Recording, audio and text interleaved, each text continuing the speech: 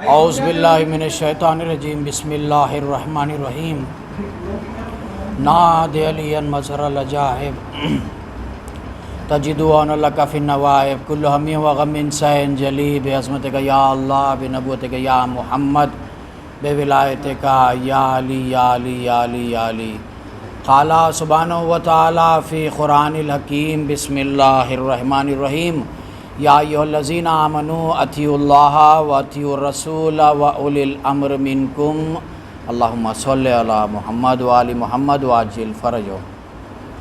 سب سے پہلے اہل بیت کے چاہنے والوں کو ولادت امام رضا علیہ السلام اللہم صلی علی محمد و آل محمد وعجل فرجہ بہت بہت مبارک ہو۔ میں نے اس آیت کو سرنامہ کلام بنایا جس کے لیے مفسرین نے یہ لکھا ہے کہ یہ آیت مخصوص 8ویں امام کی فضیلت میں نازل ہوئی، جس میں خداوند عالم یہ کہہ رہا ہے تمام ائمہ طاہرین اہل بیت کی فضیلت میں قرآن نازل ہوا، اور قرآن اللہ کا کلام۔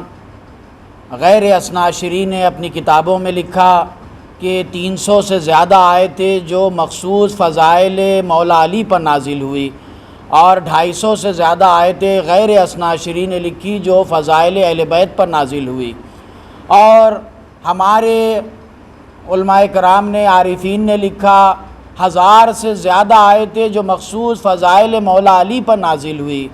اور یہ ایک حقیقت ہے کہ قرآن ایک کتاب ہے فضائل محمد و آل محمد کی، اللہم صلی علی محمد و آل محمد۔ مگر اس آیت کے سلسلے میں مفسرین نے لکھا، علماء عارفین نے لکھا کہ یہ آیت مخصوص 8ویں امام کی فضیلت میں نازل ہوئی کہ اے ایمان لانے والو، اطاعت کرو اللہ کی، اطاعت کرو رسول کی، اور اطاعت کرو اولی الامر کی۔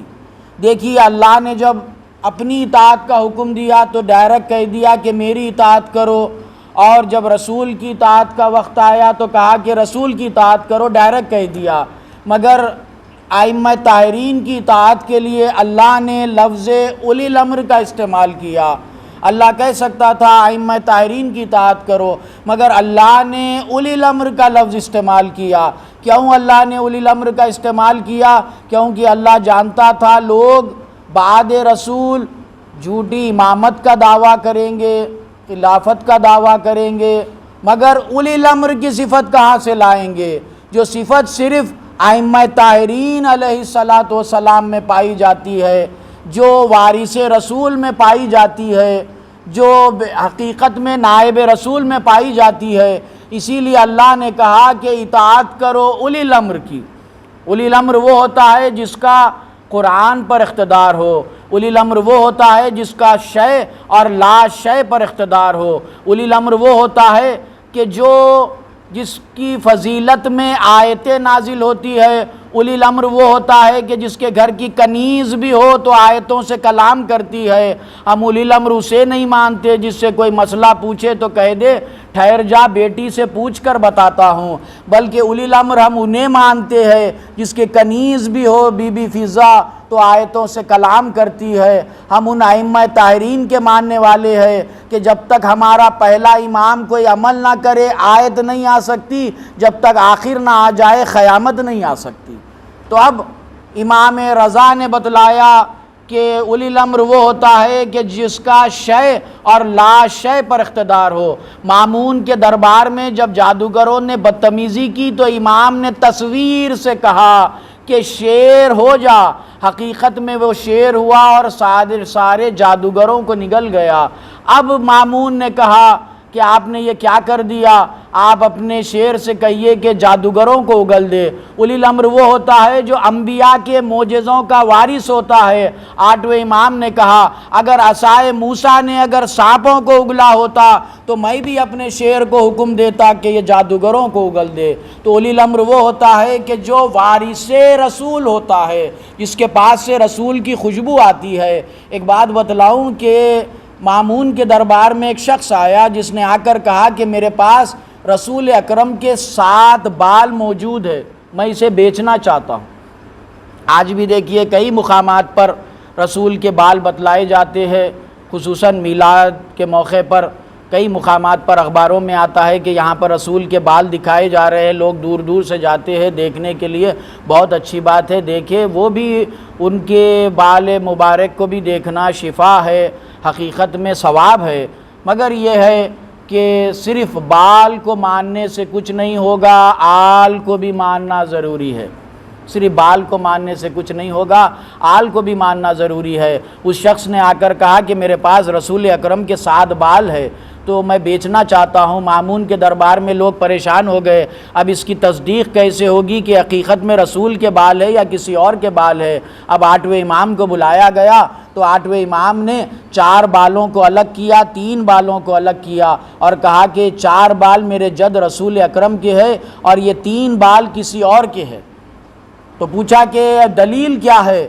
تو کہا کہ کئی دلیل دے سکتا ہوں، تم اگر چاہو تو یہ 4 بال جو میں نے کہے کہ رسول اکرم کے ہے، ان بالوں کی خوشبو سونگھ لو اور میرے بالوں کی خوشبو سونگھ لو، ایک ہی خوشبو آئے گی۔ اس کے بعد امام نے کہا کہ آگ جلائی جائے، آگ جلائی گئی تو امام نے اس میں وہ 7 بال ڈال دیے۔ جیسے ہی 7 بال ڈالے ہیں تو آگ نے ان 3 بالوں کو جلا دیا جو کسی اور کے تھے، اور 4 بال نہیں جلے جو رسول اکرم کے تھے۔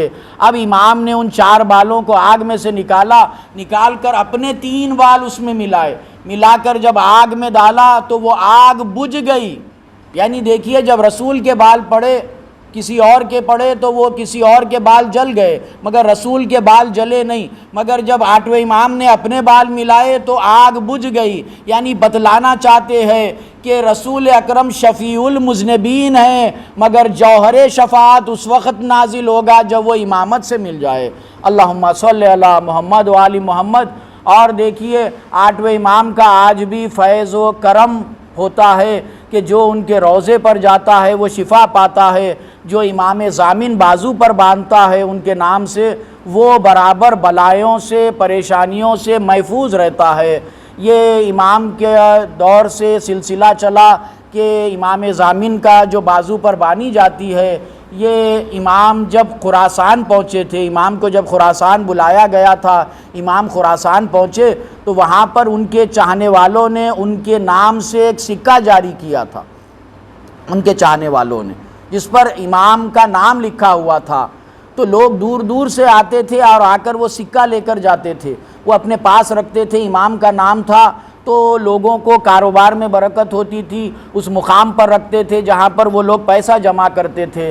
تو وہ جب 8ویں امام کے نام کا سکہ رکھا جاتا تھا تو پیسے میں برکت ہوتی، زیادہ حلال رزق وہاں پر جمع ہوتا اور پیسہ یعنی بیکار میں نہیں جاتا، یعنی برکت ہوتی پیسے میں اور اللہ کی رحمتیں نازل ہوتی۔ تو کئی لوگ بیمار آ کر وہ سکہ لے کر جا رہے تھے کیونکہ 8ویں امام کا اسم اس کے اوپر لکھا ہوا ہے، تو بیمار شفا پا رہے تھے۔ یہ سلسلہ چلتا رہا، جب تک یہ سلسلہ ہندوستان پہنچا تو وہ لوگ اپنے لباس میں رکھا کرتے تھے اور اسے گلے میں پہن لیا کرتے تھے، مگر جب ہندوستان آیا تو لوگ بازو پر باندھنے لگے۔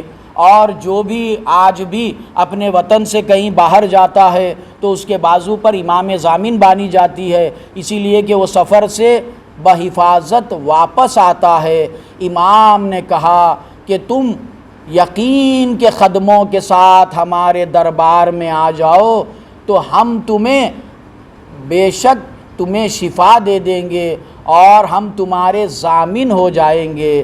امام نے کہا ہے یہ بات، اسی لیے بازو پر امام ضامن باندھی جاتی ہے۔ خصوصاً ہمارے پاس جب اہل بیت کے چاہنے والوں کے پاس جب شادی ہوتی ہے تو دلہن دولہا کو سب سے پہلے امام ضامن باندھی جاتی ہے تاکہ وہ رشتے میں برکت ہو، وہ رشتہ باقی رہے۔